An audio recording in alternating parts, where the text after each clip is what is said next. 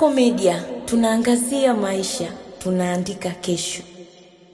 Mahakama Kuu ya Tanzania Kanda Kusini Mtwara imewahukumu kunyongwa hadi kufa mapacha wawili, Daniel Stephen Seif Kurwa mwenye umri wa miaka 24, mkulima mkazi wa kijiji cha Mroshi A wilaya Masasi, na Danford Stephen Seif mwenye umri wa miaka 24, Doto mkulima mkazi wa kijiji cha Mroshi A wilaya Masasi mkoani Mtwara, baada ya kupatikana na hatia ya mauaji kinyume cha sheria ya kanuni ya adhabu sura 16 kifungu cha 196 na 197 marejeo ya mwaka 2022. Watiwa hatiani wote kwa pamoja walitenda kosa hilo tarehe 15 mwezi wa 12 2024 katika kijiji cha Mroshi A kwa kumpiga mama mzazi katika paji la uso aliyefahamika kwa jina la Upendo Matthew mwenye umri wa miaka 42, mkazi wa kijiji cha Mroshi A, kwa kutumia jembe na mwichi kumsababishia majeraha yaliyopelekea kifo chake. Watiwa hatiani wote wawili walikiri kutekeleza mauaji hayo ya kikatili baada ya kumtuhumu mama yao na waroga. Hukumu hiyo imetolewa Septemba 11, 2025 na Mahakama Kuu Kanda Kusini Mtwara mbele ya mheshimiwa jaji wa Mahakama Kuu Martha Mpanze na mawakili wasome Justus Revocatus Zege na Daisy Makakala. Nikusihi mtazamaji wa Kasako Media, unaweza kutufuatilia kupitia mitandao mbalimbali ya kijamii ambapo Instagram na Facebook ni Kasako Media.